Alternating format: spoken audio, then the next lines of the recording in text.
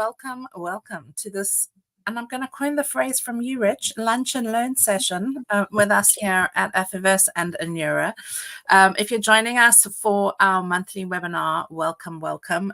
We are on live stream and we are streaming through YouTube and LinkedIn today. So if you're joining us on LinkedIn, I'm going to remind you to head over to YouTube in a little bit because that's where Rich and I are going to be answering questions. So if you're watching us on YouTube, you're in the right place. You can ask us questions. You can interact with us. If you're watching the live stream on LinkedIn, you can still listen to us and watch us there, but you won't be able to ask any questions. So welcome up on screen, Rich Khan. I'm going to give you a minute to introduce yourself in a second. I just want to invite all of our visitors in who have been patiently waiting because there's about 8 people that were waiting prior to us going live. And as you know, in this live stream, we are a little bit behind all of you. So we're a little bit ahead and you're watching us a little bit delayed. So welcome to why investing in affiliate fraud detection is crucial for your business. I'm Leanne Johnston. I'm the host of this webinar, and I'm from a company called Affiverse. And joining me is Rich Khan from Anura. And as we get started today, I want you to think about fraud for your affiliate program and some of the fraud that you might have experienced in your career so far working in digital marketing, because I'm pretty sure that you're going to have a lot of questions for us. But for the next 45 minutes, we're going to be streaming across both LinkedIn and YouTube. And as you guys are joining us, we want you to ask us questions and join the conversation as we're unmasking the true effect of affiliate fraud today and how you can combat this in your business. So if you lose us, if things look strange, if the sound freezes, just refresh your browser and you'll come straight back into the live stream. This is live, so if we kind of break out or freeze on your screen or whatever, this happens during live shows. So hit the subscribe button on Affiverse if you're on YouTube, because then you'll always get reminded of whenever we have any other interesting people coming onto our webinars. And really just stick with us for the next 40 minutes or so as we deep dive into fraud and why it's so important for you to tackle affiliate fraud in your program and invest in ways to stamp it out. So I don't know if you can see the image on your screen right now, but I know that's how I feel when I've kind of looked at my stats at the end of the month, seen some really strange numbers and gone, oh no, I'm going to have to go and dig through the data and figure out what's happened here and why I'm seeing fraud come through my affiliate program. So if you're tired of leaving money on the table, you're definitely in the right place with us today. We're going to get started. So thank you for joining us. I can see there's quite a lot of people coming in on the YouTube channel. So get ready with your questions. And without any further ado, I'll just quickly introduce myself in case you don't know who I am. My name is Leanne Johnston. I'm the founder of Affiverse. We're an agency, a media company, and also a training business. So pretty much if you need anything with a marketing, you can come to us and we'll be able to help you at any stage of your life cycle. And now over to my fabulous patient guest who has been up on the screen with me here. Rich Khan, welcome to this webinar. Tell us a little bit about yourself, a little bit about Anura, why when it comes to fraud, you are the only person that anybody ever really needs to talk to. Well, we could have a whole webinar just on my background. As you know, anybody in the space for as many years as I have been probably has similar stories. I've started my first internet business in '93. It was a digital marketing email firm. So if you look at the history, internet was given to the public in September 1st of 1991 by all the accounts that I could find. 2 years later, I got on and started my business. But what was interesting is about 21 years ago, my wife and I started an ad network, which was driven by affiliates. And we started growing the business. It started in 2003, started spending a little time growing it. And within the first year, I started noticing anomalies in the data and stuff didn't look right. And I had seen fraud before in the past. So I knew it was fraud. And I remember saying, I don't want to be the guy solving fraud. I just want to be the guy that's building my network. I can just get some type of tool, bolt it onto my platform and be on my way. Yeah. Well, in 2004 and 5, there didn't exist a third-party fraud solution that you could license. So as a developer, I figured I'd write it myself. And obviously, it's not a set and forget situation. It's a constant evolving situation, monopolized a lot of my time. But as we eliminated the fraud from the affiliate network, our company started to grow. I mean, and we just had crazy growth year over year. I ended up winning the Ernst & Young Entrepreneur of the Year Award for technology, which was based on the fraud technology I was building. We were on the Inc. 5000 list 5 years in a row. I mean, it was just because we were able to eliminate fraud, the growth was there. It was great. And then about 10 years into it, I started having clients say, hey, your traffic is so clean. I would like to take your technology that you're using to clean it and use it on other channels of marketing. And Mm. at the time, we were like, nah, just buy from us. But over and over, I'm Italian, we're thick-headed, right? And what ended up happening was, let's give it a shot. So we shoehorned it into a client, and he was getting 30% fraud on his organic traffic. Like, I'd never seen that before. And we went and spent a lot of time investigating and realized, yeah, you've got some issues here. And we were able to solve it. So it got to a point where we're like, you know what? Let's test this solution against other market leaders and see if we have something different. We did. When performance marketing was on the line, when you really care about accuracy and thoroughness, we really had something different. And we decided to launch it as a standalone solution. So in 2017, we gave it a name and a dashboard and platform behind it. We launched Nora as a standalone solution so that people can license our technology for any channel of marketing they use. So that's like a couple of decades there. I mean, it's quite a lot of over history. Sure.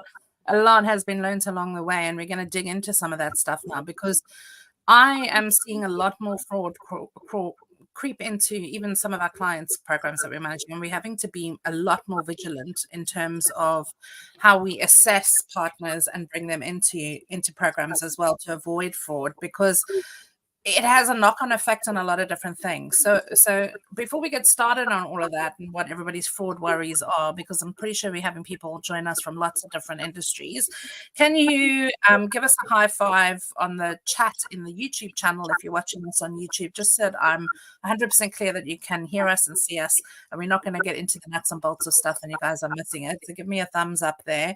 I'm actually watching you on YouTube, so if you want to ask questions, it would be great if you guys could tell us a little bit about who you are, what industry you're working in, what some of the affiliate fraud is that you've experienced, because I'm pretty sure that Rich can give you some tips, tools, and tricks and tactics to kind of stamp those things out. So do communicate with us, because this isn't just about us streaming to you, but it's about us actually helping you with some of the issues that you might be having in your programs.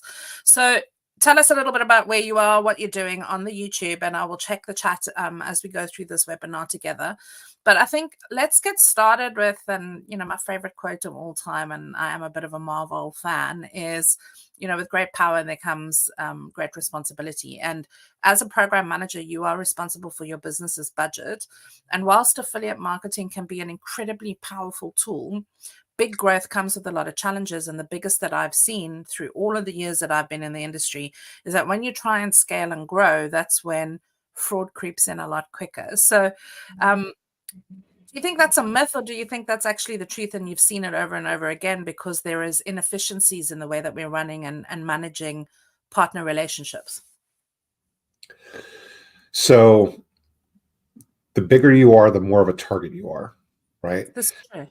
Fraud goes, and this is fraud I've been talking about this for decades. Let's go back a couple decades ago, right? When the hot thing on the scene was like antivirus, right? Yeah. Nobody wanted viruses on their machines, sucking their bank information, all kinds of stuff. And so everybody would say, okay, I'm gonna get virus protection, but Mac users didn't need it.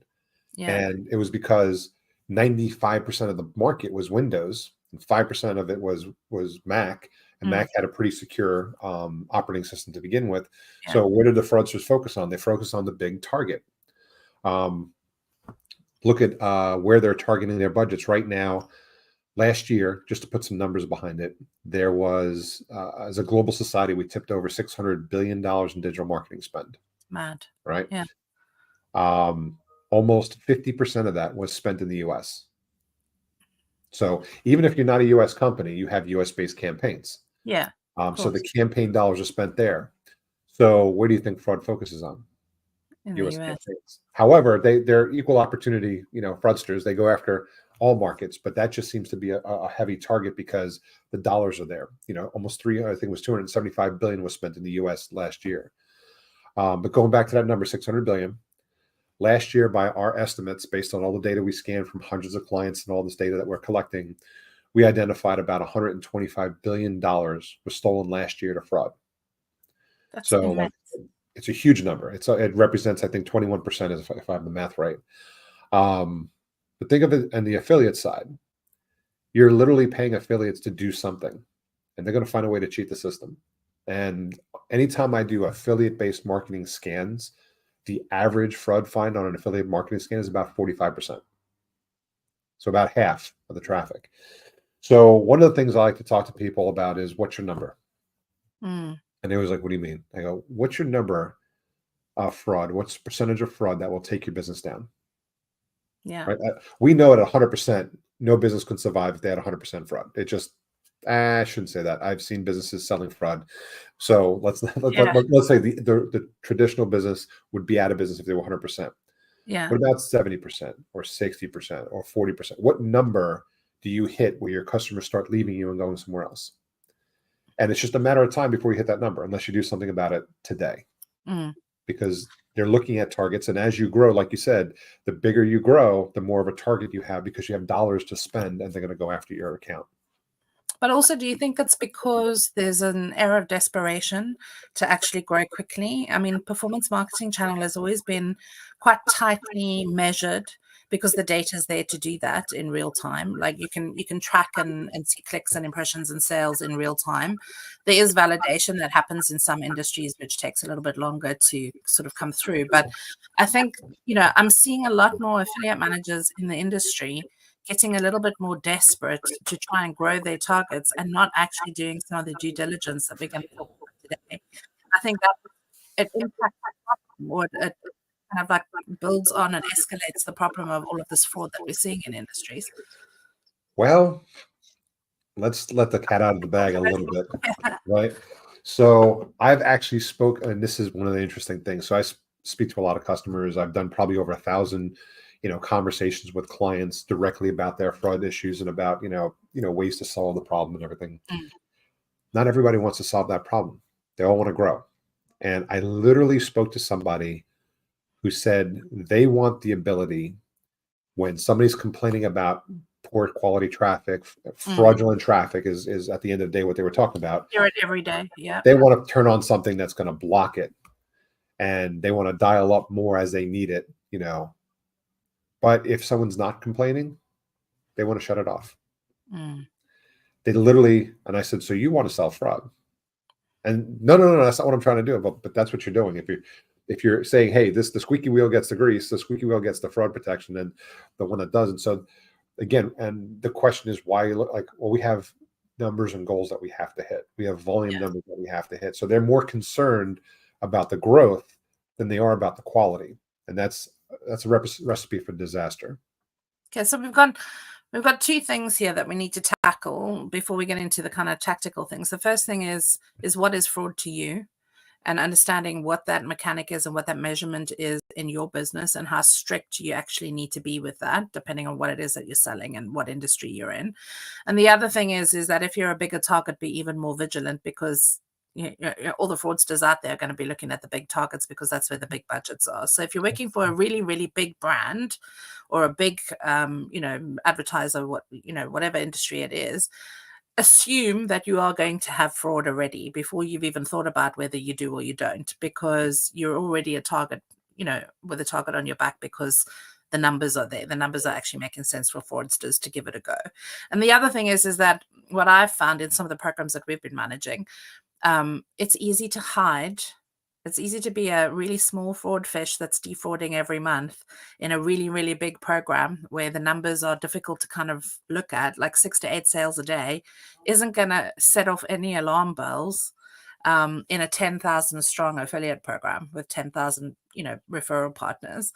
But the point is that it has a knock-on effect to the rest of the business. So, and we talk about that a little bit later. But apart from the fact that fraud is costing companies billions and they don't even know it, like, what are some of the recent case studies and things that you've seen where you've dealt with a client, they've come in and said, yeah, we think we've got fraud, but it's actually been way bigger than what they ever imagined? Have you got any stories that you can tell us about how much fraud actually is costing businesses, and not just on the actual sale transaction, but on all the service support knock-on effects that it has with customer support, refunds, finance, all of those extra things that add on to the margins? Yep. So I had a couple different clients with Yeah. different issues.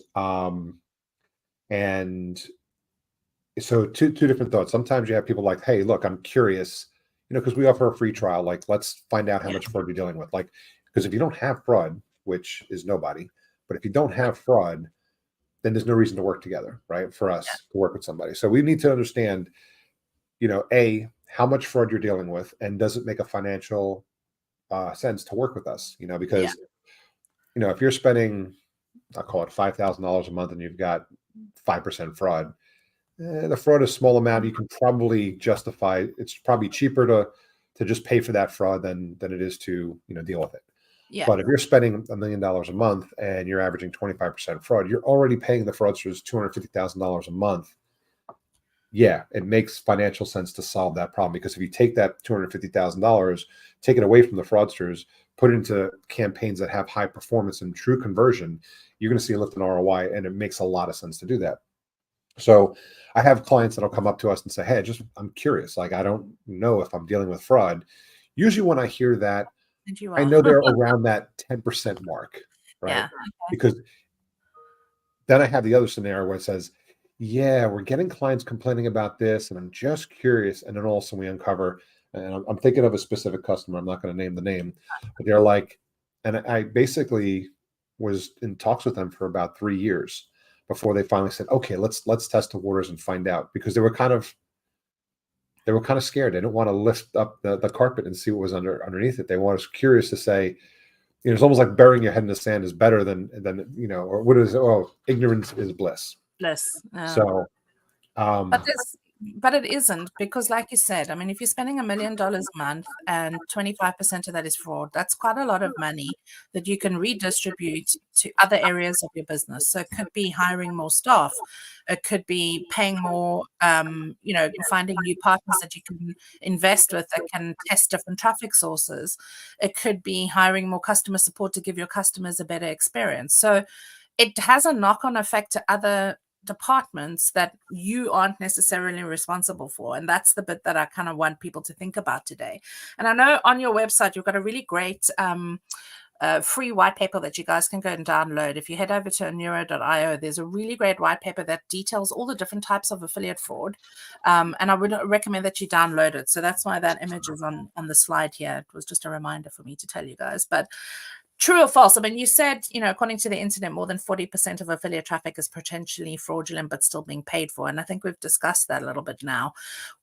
I mean, how do we educate people to make them know that that shouldn't be happening? And how do you think the tides are going to change, especially as we're getting a little bit clearer data without latency anymore? Because fraud was always capable of happening in lots of different instances because tech tools didn't talk to each other in real time, but that's kind of stopping now. And so new types of fraud are coming into play. And I actually reckon it's probably more than 40%. But what's your experience? So going back to that original question, right? So I had that client who, when they realize that there's something going on, like they hear it tends to be a higher level of fraud. And when I uncovered theirs, they were greater than 60%. Okay. So it was earth shattering, because all of a sudden it ran through the entire organization. It was a big organization. Oh my God, according to Enuro, we got 60% fraud. What are we going to do? So I said, well, look, I could just be making that number up. Let's find out. Let's use our data to cut that in half, and we come up with a game plan for that, and see if your clients feel anything. Yeah. And within 5 weeks, I think we cut it in half, and the clients were like, oh my God, the back end performance is so much better, double my order. Like, they saw the difference. Like, they saw it wasn't meaningless. So, and then one other question you asked too was, what's our definition of fraud?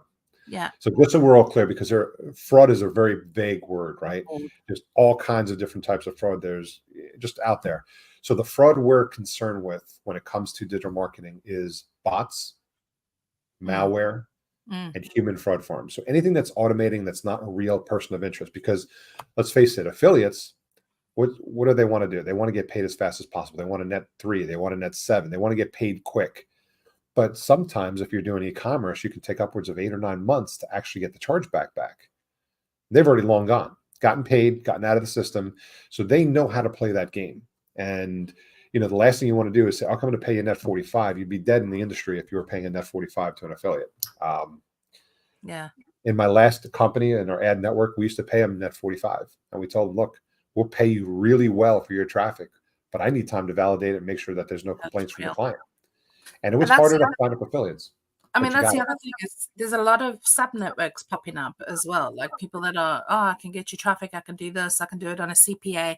We're seeing a lot of CPA fraud come in, especially in the iGaming industry in regulated markets where supply and demand are like totally out of sync. Like you're paying really high CPAs and you're finding, yeah, the first 10 that you test are great, and then the other 50 that you ask for come in and they're not great. And even though you've met the partner, you've spoken to them, you've like done your due diligence on the website and where the traffic's coming from, you're still seeing this fraud filter through. And I just want to go to a question because Tira's on here with us. Hi, Tira. It's nice to see you or hear you. But you've asked a really good question. Would you pay the commission if you suspect fraud at the end of the month?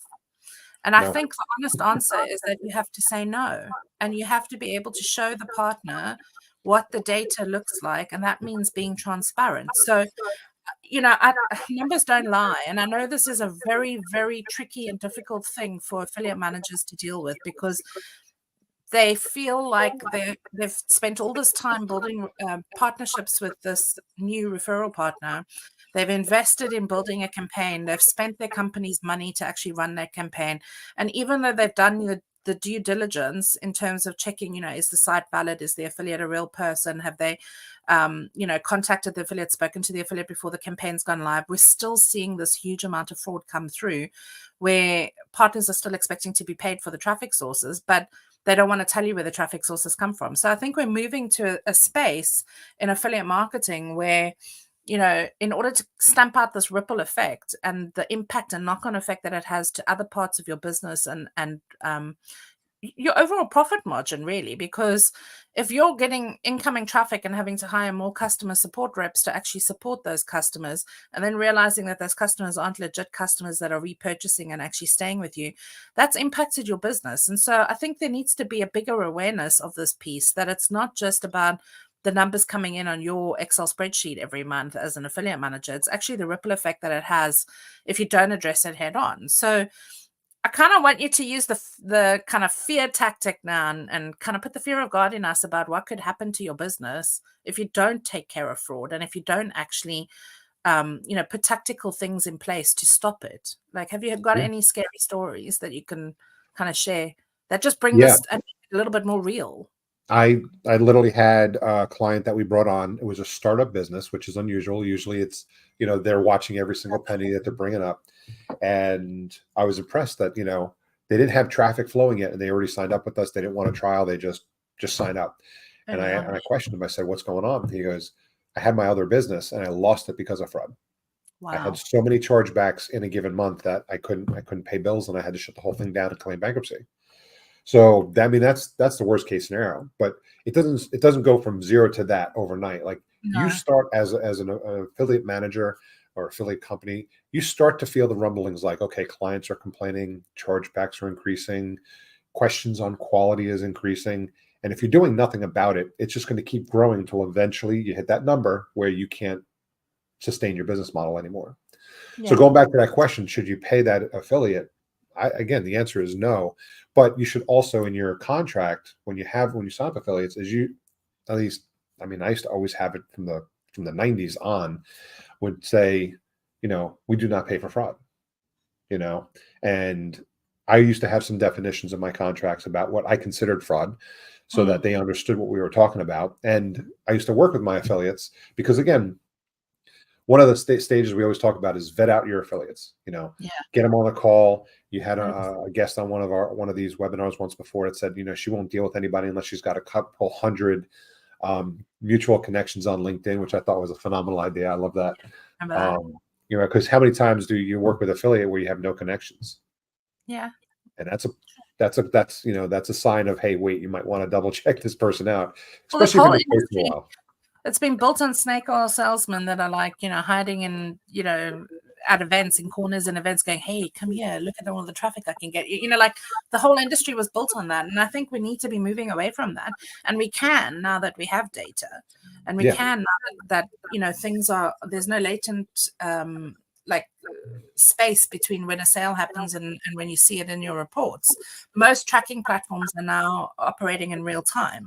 Most tracking platforms allow affiliates to extract data in real time. So they've got the transparency of what happens after the transaction occurs.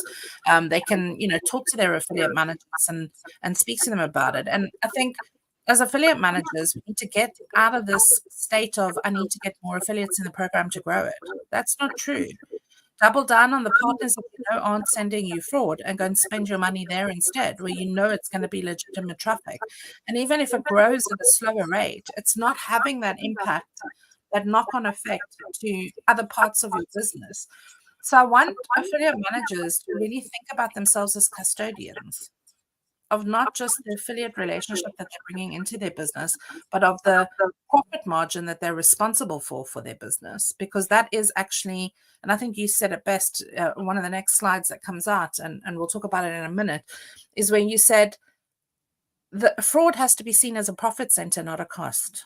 And we'll get to that slide in a minute, but we're kind of there at the conversation already. But what are some of the common misconceptions about fraud and its accurate detection? So can you give us some tidbits? Fraud is different things to different people, and there's lots of different kinds of fraud.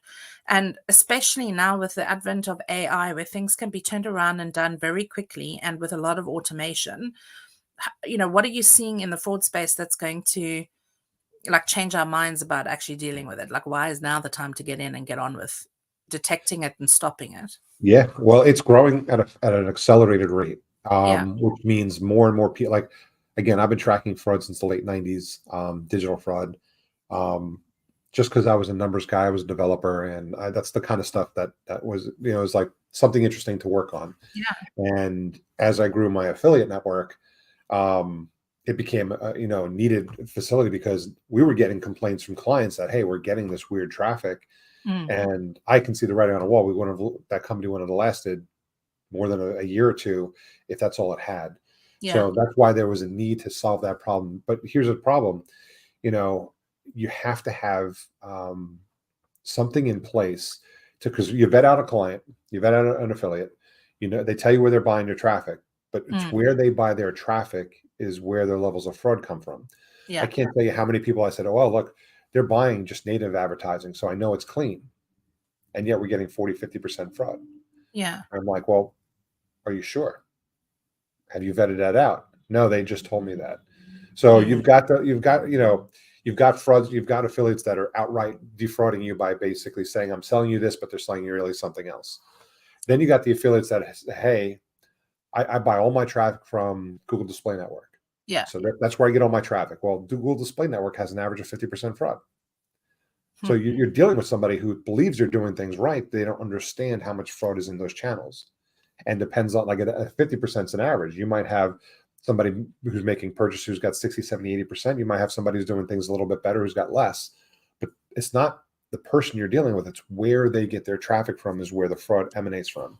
And I think that's the thing, is that affiliate managers need to dig deeper. Don't just take anything that anybody says at surface value. Now, a lot of affiliates won't tell you their sources because that's their bread and butter. Like, they've found that source and they know how to convert it. But I think testing is the big part, is the biggest thing that you can do to get over that. Like, before you jump into bed with an affiliate and say, okay, I'll take that traffic source that you found, that golden nugget, test it first and then test it again. So you don't have to just do 5 sales or 10 sales and then go, okay, it's, ticked, because that's not necessarily going to give you an accurate representation of where they're getting their traffic from. The other part to that sentence is that immediately affiliate managers, when they see fraud, they go from 0 to 100, and there's no gray bit in between, because it's quite legitimate what you just said, that perhaps an affiliate is doing paid ads. They don't even themselves know that there's fraud in whatever they're sending on to you. So especially affiliates that don't know who their customers are, the mechanic of them taking traffic from one place to another and earning commission. So I think you have to have open lines of communication as well, because just because something has happened doesn't necessarily mean that the affiliate knows that it has. And you'll quickly see when you deal with them how they behave. Like, are they open, do they say, okay, don't pay me for that traffic up front, so you don't even have to mention it? Like, how are they behaving when you are alerting them to the fact that there is fraud? If they disappear overnight and you never hear from them, well, then sorry, you've been duped and that was like legit fraud. But sometimes these relationships aren't fraudulent, and there's just, tweaks that they need to make on their end to stop those sources of traffic. So I think it's so layered. There's like no black and white from what you're telling me in terms of how to deal with fraud. It's like 50 shades of gray, and It maybe depends that's on the person. Yeah. that you're going to write about, the 50 shades of gray of fraud. But it seems like it really is case by case. You have to create your own strategy for dealing with fraud and detecting fraud and deciding what fraud is for your business. Yeah. We also have, I have another client that's interesting. They're at a large affiliate. Yeah. And they're a client of ours. And what they do is they use our data to identify fraud. They don't do real-time blocking. It's just not something that they have built in their system. And their fraud rates have gotten significantly lower since using us. But what's interesting is when they catch a certain percentage of fraud, like tips over a certain percentage, I don't know what their percentage is, they will actually call where they're sending the traffic to, the network that they're calling, and say, hey, we just saw a bunch of fraud slip through our system and made it to you. This is the traffic. This is where it came from. Don't pay us on it. We're mitigating it now. Do what you got to do on your side for your clients, because what happens is by taking that proactive approach, they look much better in the eyes of, because they're trying to do things right. And nothing's perfect, but they've got sources that they've trusted for, the company's been around 20 years. They got sources they trust for years in their network, and they've tested the traffic, and then out of the blue, a new source of traffic hits that network, and next thing you know, there's fraud, or somebody gets around the system. Because usually what affiliates know is that, hey, they're testing my traffic for a couple of weeks, send the good stuff. These are the ones that, again, are committing the fraud. And then once they send the good stuff, then they send on the fraudulent traffic, or what they'll call cheap traffic. Cheap traffic has a lot of fraud in it. And next thing you know, now they're having an issue with fraud. And if you're not constantly testing those sources, you don't know it. So the testing in the beginning is good. And like you said, test, and then just ongoing testing, because you never know when you're not looking. It's kind of like, I always tell people, it's like a firewall. So a network firewall you set up to, protect your network from, network intrusions and stuff like that. Once you set it up and the traffic is coming clean, do you shut it down to save a few bucks? Or do you leave it on because it's there to protect you in case something happens? Almost like insurance policy, right? You have insurance hoping you never use it, but it's in case something happens, and something always happens, so you have to have that insurance policy in place. Same thing with fraud. You can't ever trust it, because again, it's not necessarily the affiliate you're working with, it's where they get their traffic. I guess it's also, because to me, it's a bit of a love-hate thing. Like, you've got to be open and available for new things to come in. But if you've been hit and stung by fraud many, many times, the tendency as an affiliate manager is to just go, nope, if I don't know it, I don't see it, I don't know what it is, I'm not taking it, because I've been stung a million times. But in doing so, you're actually also missing opportunities, because you might actually have a couple of those affiliates coming in where they are legit, they are genuine, they've maybe tested a poor source of traffic, something happened, and they can quickly rectify it, and then you've missed out on a really good partnership. So you kind of have to go with your gut on this. I think there is no kind of like right or wrong answer. There's the due diligence piece that happens, and then you need to go with your gut, and then you need to let the numbers actually lead you. But what I like about what you said is affiliates need to actually be implementing this, because we've always been speaking to you about how advertisers should be implementing this to prevent fraud coming in. But what I'd love to see is more affiliates adopting tools like this to actually do the stop on their side before they've sent the traffic to the operator, because this slide says it perfectly. If you've got an approach to fraud as if it's a profit center for your affiliate business, you can demand higher rates for the traffic that you're sending, because you know it's quality and legit. And that's one of the questions. Like when you're bringing on a new affiliate, ask the simple question: what do you do to protect us from fraud? Find out what they're doing. Do they have a third-party solution in place? Are they running any data? Because a lot of times you'll hear, oh, we run internal tools. Yeah, what internal tools? Not enough. I can tell you right now, when they say that's smoke and mirrors, that it's not enough. I have never, in 31 years working on the internet, had an affiliate say, I use internal tools that actually worked. Okay. Now, I'm not going to say that they don't exist, Yeah. because again, there are some that do it, but Yeah. it's very, very rare. I've never seen it. I believe it exists. I just never seen it. So you got to be careful. Like, what are they doing to protect against fraud? If they say, well, using a third party tool, great. Which one is it?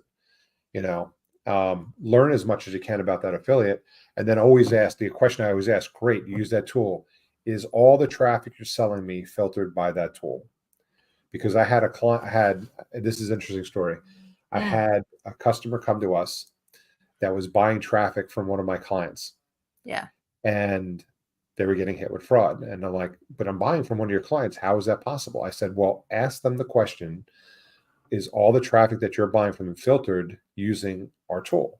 And the answer was no, because it was a newer client. It was a big company. It was a publicly traded company that was with us for maybe a year. And they were in the process of rolling it out to all the divisions. And of course, when you've got, 5,000 employees and, dozens of profit centers, I mean, it takes time to do that rollout across the entire board. So it was nice. They were able to talk to my client, and they were able to fast track that center of traffic to get filtered by fraud, so that the client was happy. So, I mean, you got to vet these people out. You got to have your tools in place to say no. And you mentioned on one of the other slides we were talking about, snake oil. Yeah. Here's what I've learned. Okay, since we've been selling Anora as a standalone product since 2017, so about 7 years.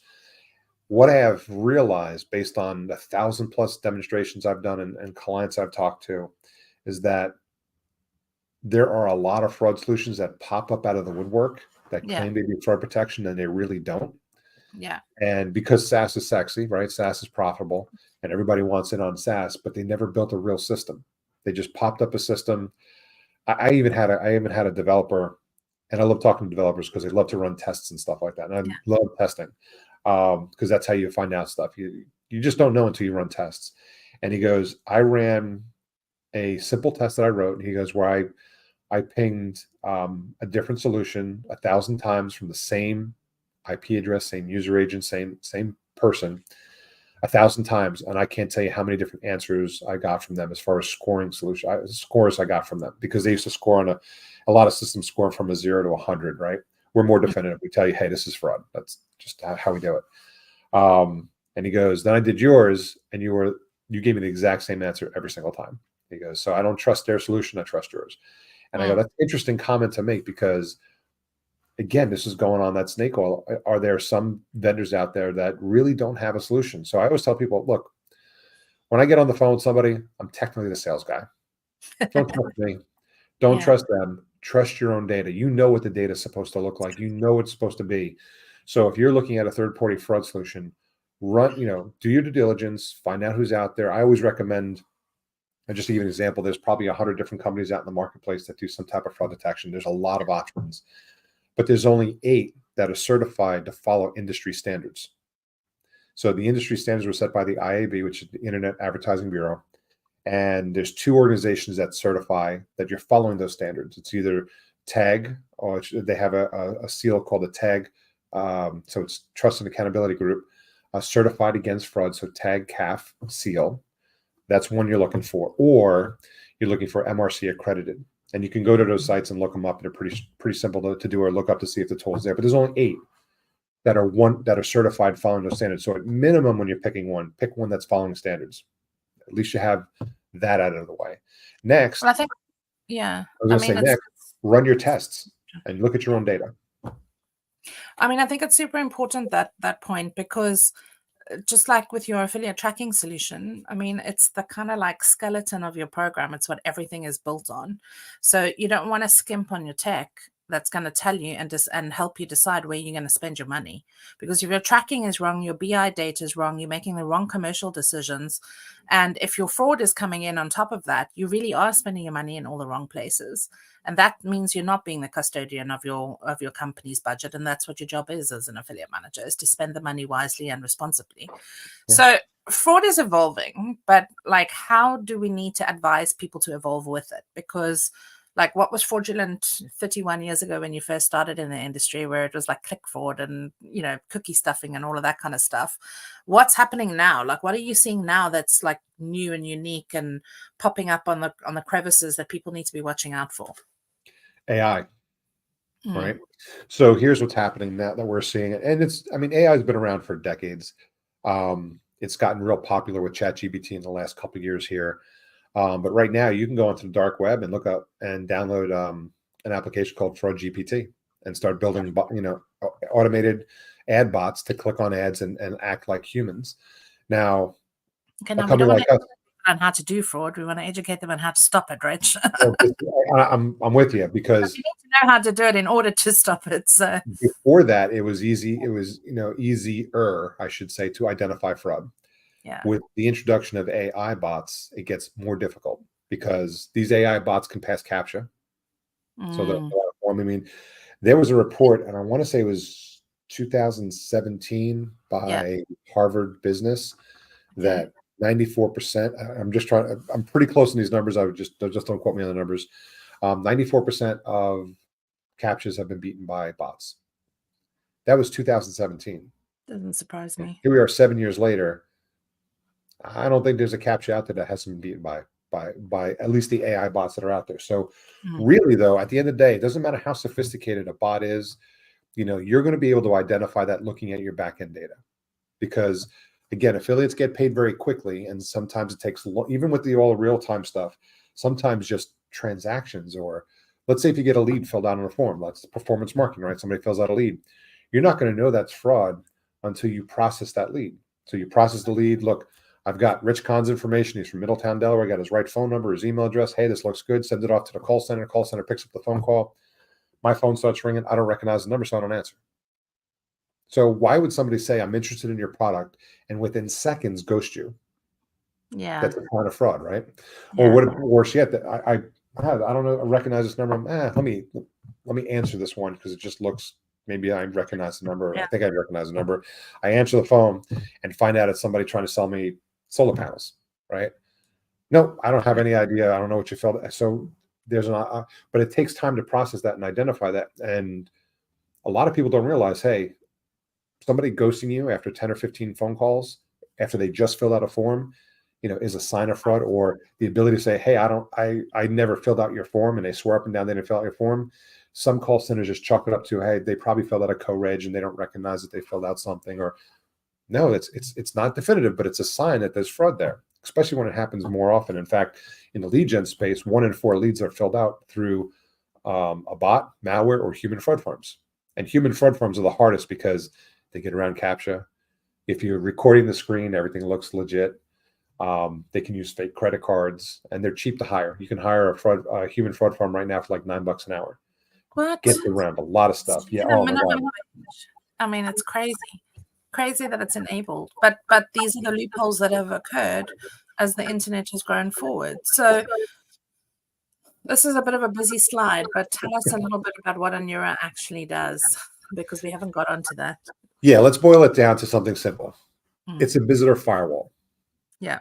Right. So we talked about a firewall before. So this is, hey, a visitor comes in, and I can identify a good visitor versus a fake visitor. And a fake, we're talking about bots, malware, human fraud forms. And where does that fit into the ecosystem of digital marketing? Pretty much everywhere. So if you look at the lower left-hand corner, we've got this Search and Social Protect that ties into all the major networks that a lot of people are spending money on.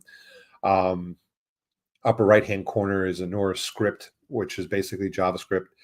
A visitor lands on a landing page. We collect over 800 data points on the visitor. We don't collect PII, other than the IP address based on GDPR, which I have a technical disagreement with, but that's besides the point.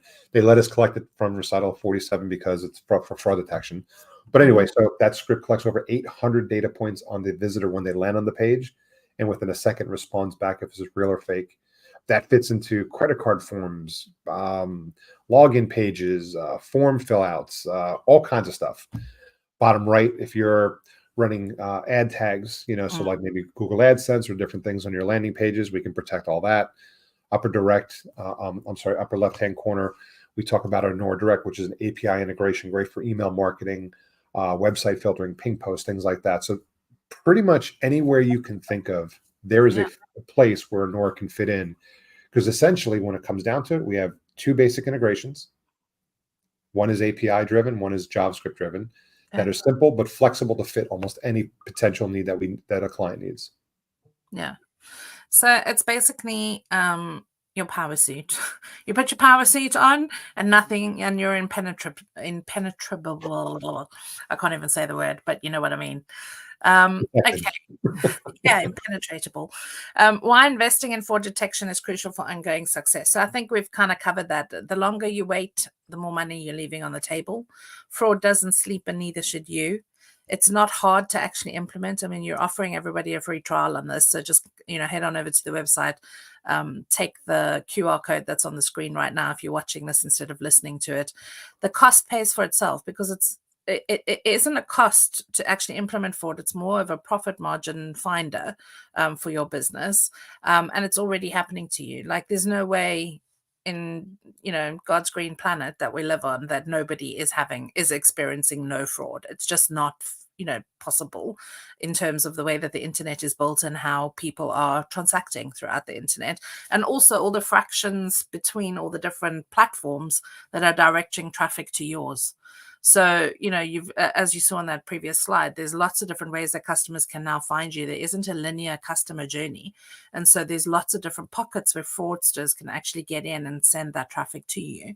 So I think it's very important that people really listen to this and actually take heed that if they do nothing, they're never going to get ahead. So maybe, at the £5,000 mark, if that's all that you're spending this month, you're only experiencing, 5% fraud. Maybe it's nothing that you want to be looking at right now. But if you're at the £25,000 mark or £1,000,000 mark, this is something that you really do need to be looking at. And if you don't have fraud detection, you can't actually scale your program significantly without impacting other parts of your business. So I think that's kind of the message for the day. And in terms of what's next, I think it's a kind of no-brainer. If you're watching this webinar right now, you're welcome to put some questions in the chat. We've had a few already.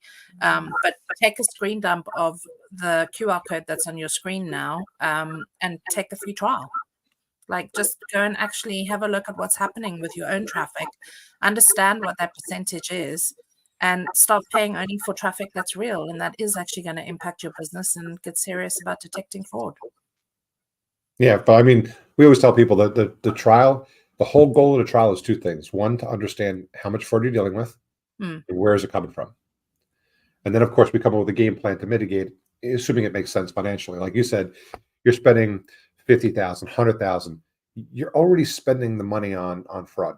You're already losing it. So, I love the example. Okay, you're spending $100,000 a month on digital marketing. We know that on average, $25,000 is being lost to fraud. So you're already paying the fraudsters $25,000. So you can continue doing that. Want to or not? You can continue doing that, or you can spend a few dollars to identify where it's coming from, mitigate that, and then move that budget to productive traffic, which is good traffic, and see a lift in ROI. Yeah. I mean, to me, it just makes sense, really. It's that simple. It has been a pleasure to have you on the podcast, on the webinar today. If anybody's got any questions, I'm sure Rich will hang around. We've got so many great insights. Thank you. Great information, guys. Great information. Thank you so much for being here with us and for chatting with us on the chat. We love it when people do. If you've got any questions for Rich, how can they contact you, Rich? Anora.io is the easiest way to get to us. Me directly is rich@anora.io. I'm pretty responsive on email. Probably spend too much time in email, but that's just how I've always been. Otherwise, I'm on LinkedIn, easy to find, and I post a lot of content on LinkedIn as well, so that keeps people understanding what's going on with the space of fraud. Yeah, so if you're in the AI industry and you're concerned about some of those things, get in touch with Rich. Scan the QR code, get the free trial, have a look at what's happening with your traffic.